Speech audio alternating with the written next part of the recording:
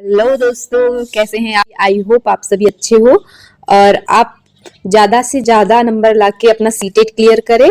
और सीटेट सितंबर में जो एग्जाम होने वाले हैं उसमें जो ईवीएस पूछता है आपका, वो बहुत ही एनसीईआरटी बेस्ड पूछता है और पूरे चैप्टर वाइज एक एक दो क्वेश्चन जरूर उठाएगा। तो आपके यहाँ से एक दो नंबर फिक्स है, समझ लो। मैं आज आपको 30 क्वेश्चन कराऊंगी जो चैप्टर 3 हमारा पानी है उससे संबंधित, जो पिछले वर्ष पूछे गए हैं, अभी तक के जितने भी सीटेट के एग्जाम हुए हैं। ठीक है, तो पेपर 1 की तैयारी हम बहुत अच्छे से कर रहे हैं।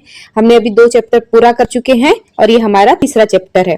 अभी हम उसका बेसिक जो भी इंक्लूड निकलता है वो सारा आपको पढ़ाएंगे एक साथ। ठीक है, अभी हम सिर्फ 30 क्वेश्चन ला रहे हैं। कभी कभी बोलते बोलते हो जाता है, आप ऐसा नहीं सोचोगे कि मैडम है और कैसे बात कर रहे हैं, कभी कभी हो जाता है। तो हम 30 क्वेश्चन अभी लाए हैं, फिर 30 क्वेश्चन सेकेंड पार्ट में लाएंगे। चलिए आज की क्लास स्टार्ट करते हैं। आज का हमारा फर्स्ट क्वेश्चन है, जल चक्र में संघनन का अर्थ है। हमारे ऑप्शन दिए हुए हैं, जल का भाप बनना, भाप का पानी की बूंदों में बदलना, पानी का बर्फ बनना या बर्फ का पानी बनना। संघनन क्या होता है? इस क्वेश्चन का मुख्य उद्देश्य है कि आप संघनन की परिभाषा बताइए। क्या जल का भाप बनना या भाप का पानी की बूंदों में बदलना या पानी का बर्फ में बदलना या बर्फ का पानी में बदलना। अच्छा, आप ये बताइए उबलना क्या होता है?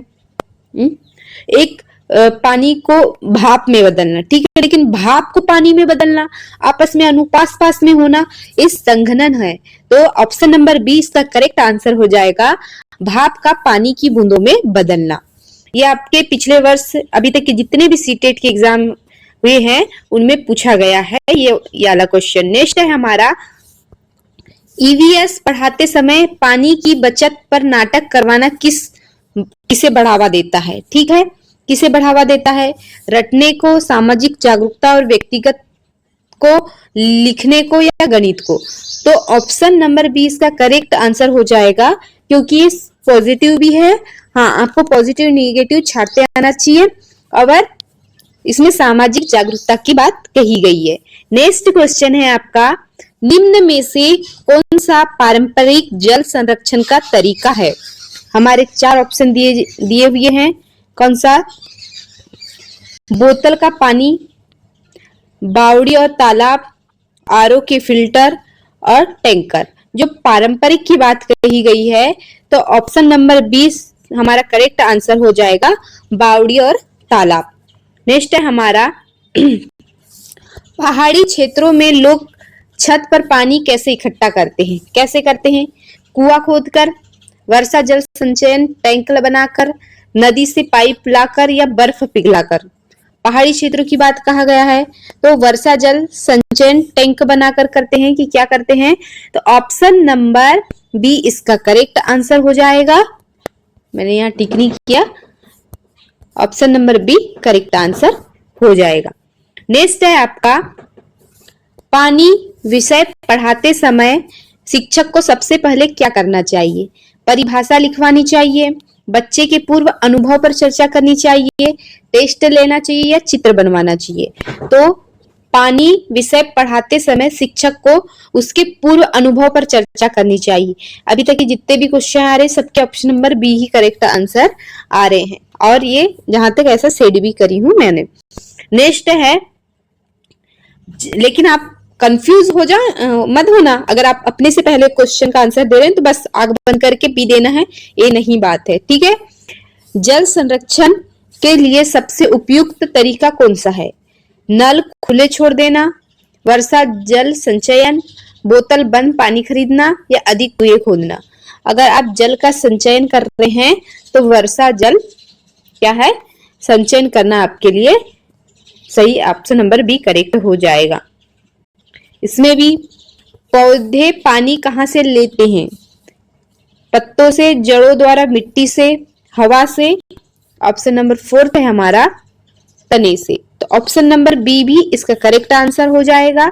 जहां तक सारे क्वेश्चन वैसे ही सेट करे हुए हैं। दांत साफ करते समय पानी बचाने का तरीका है, नल पूरा खोल देना, गिलास में पानी लेकर कुल्ला करना, 10 मिनट तक नल चलने देना या मग का उपयोग न करना। दांत साफ करते समय पानी बचाने का तरीका क्या है, ये आपकी बेसिक बात है। तो गिलास में पानी लेकर कुल्ला करना, ठीक है। आप थोड़ा थोड़ा पानी लेंगे और उसे कुल्ला करेंगे। Option number B correct answer हो जाएगा। आप पूरे ऑप्शन पढ़िएगा और सोच समझकर आंसर दीजिएगा। इसमें जो भी हमने सेट करे क्वेश्चन, इसमें ऑप्शन नंबर बी ही करेक्ट आंसर हो रहे हैं। इसका मतलब ये नहीं कि ऐसे ही क्वेश्चन है, ये पूछे गए क्वेश्चन है, ठीक है। और इनका जो एक एक सवाल बहुत ज्यादा महत्वपूर्ण है। शिक्षिका बच्चों से एक दिन बिना पानी का अनुभव साझा करवाती है, उसका उद्देश्य है बच्चों को परेशान करने का, पानी के महत्व के प्रति संवेदनशील विकसित करने का, होमवर्क देने का या अनुशासन बनाने का। तो ऑप्शन नंबर 20 का करेक्ट आंसर हो जाएगा, पानी के महत्व के प्रति संवेदनशीलता।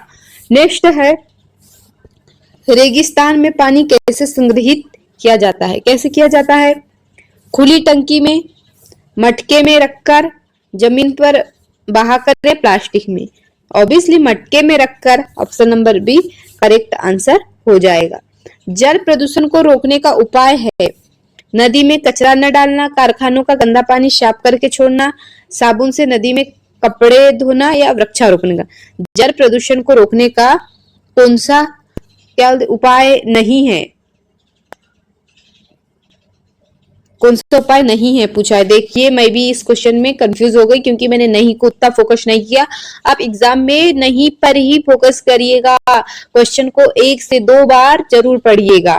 तो साबुन से नदी में कपड़े धोना, नदी में कचरा न डालना, ऑप्शन नंबर सी इसका करेक्ट आंसर हो जाएगा, साबुन से नदी में कपड़े धोना। ठीक है, ये चलो ये ऑप्शन चेंज रहा हमारा, अच्छी बात है। जल चक्र का सही क्रम है वर्षा, फिर वाष्पीकरण और संघनन।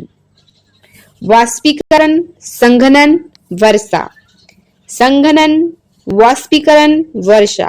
जब वर्षा होती है फिर उसका संघनन होता है और वाष्पीकरण होता है। सोचिए इस क्वेश्चन में हमारा ऑप्शन नंबर 20 का सही हो जाएगा। पहले वाष्पीकरण होगा, फिर वहां संघनन होगा, फिर वर्षा होगी। ठीक है, नेक्स्ट है हमारा, ईवीएस में पानी पर प्रोजेक्ट देने से कौशल विकसित होता है। कौन सा होता है? केवल लिखना, जांच, अवलोकन और टीम वर्क, रट्टा या चित्रकला। जांच, अवलोकन और team work, option number B correct answer हो जाएगा। निम्न में से कौन जल जीव है? डॉल्फिन मछली हमारी जल जीव है, ठीक है। और इसे मनुष्य के बाद सेकंड ऐसा जीव है जिसमें क्या होता है? दिमाग होता है, सोचने समझने की क्षमता होती है। नेक्स्ट क्वेश्चन है हमारा, पानी के बिना कौन सा काम नहीं हो सकता? खाना बनाना, कपड़े धोना, खेती करना, उपरोक्त सभी। तो कौन सा काम नहीं हो सकता?